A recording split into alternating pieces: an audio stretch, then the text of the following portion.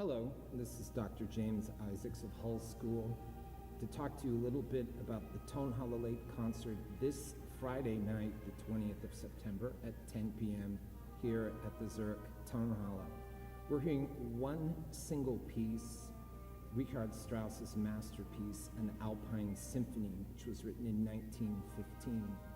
It's a single piece, it's 50 minutes long, so almost an hour.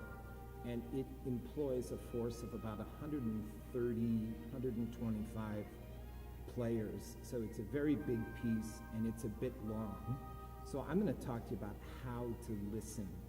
Listening is a skill, just like any other skill, and you need to learn how to listen, especially in this day and age where we're bombarded with very short bits of media.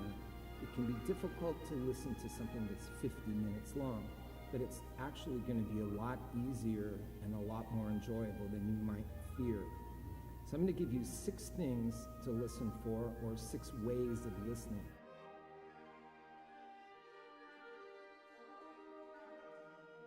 The first point is follow the program.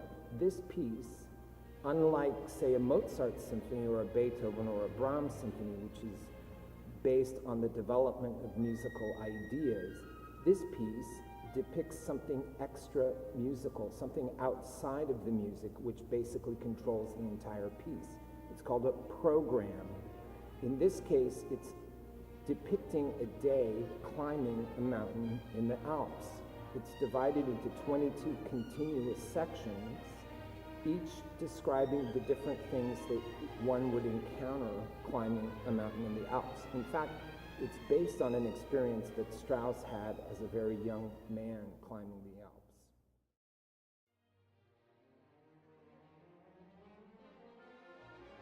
The second thing, this will make it very easy for you to follow the program because a photographer named Thomas Mella made a series of photographs that fit the music exactly.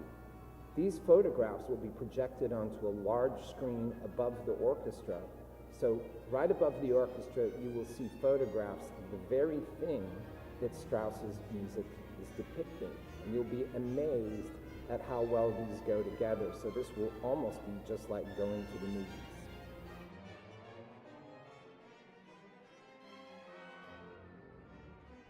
The third thing to pay attention to is how Strauss musically illustrates what you're seeing or what you have seen the times you've been in the Alps. Strauss was a genius at musically depicting things. So, for instance, when he wants to evoke what a mountain looks like, he uses rather abrupt up and down gestures, particularly in the brass section. So the music sounds like a mountain looks. One of the most amazing parts of this piece is the waterfall.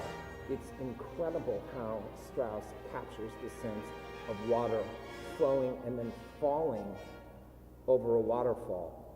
This you're really going to be impressed with, and also how he captures the sense of light bouncing and the droplets of water illuminated in the sunlight. It's incredible music. So listen to how Strauss musically captures what you're seeing.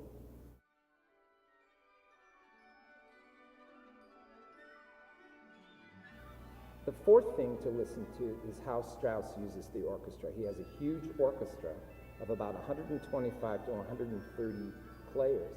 It's a full symphony orchestra with a lot of extra instruments, such things as bass oboe, or rather heckelphone.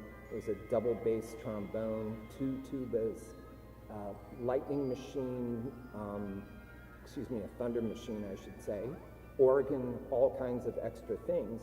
And sometimes Strauss uses just about everything all at once.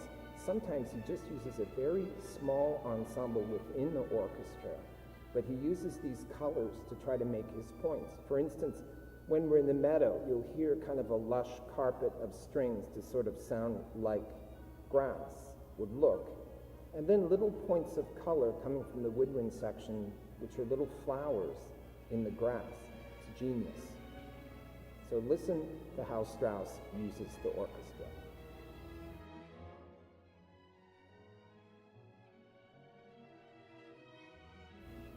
The fifth thing is Watch the Conductor.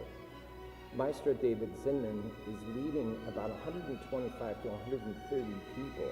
That's a large force that he has to keep together.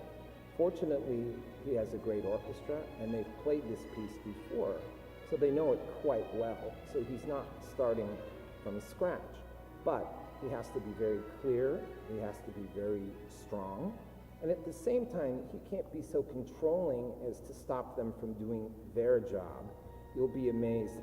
Few conductors do this as well as he does. He finds that happy medium of leading them and trusting them at the same time.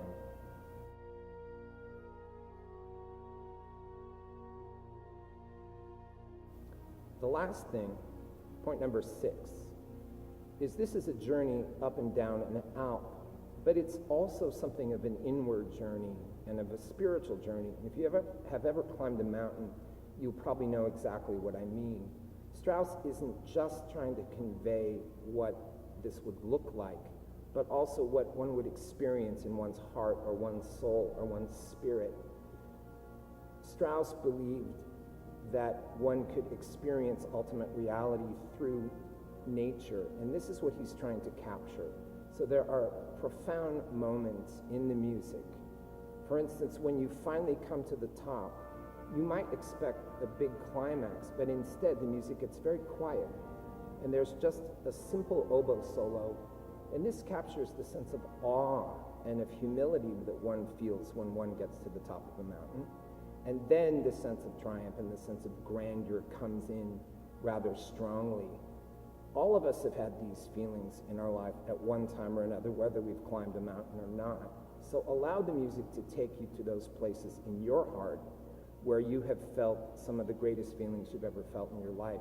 That is really what great music is about, and that's why we're all doing this in the first place. I really hope to see you there. It's a great piece. It's a very rare opportunity to hear it. I really think you're going to love it, and allow it to take you places where you've always wanted to go and didn't know that this was the way that you could get there. So, see you this Friday at the Tonhalle a bit before 10 p.m.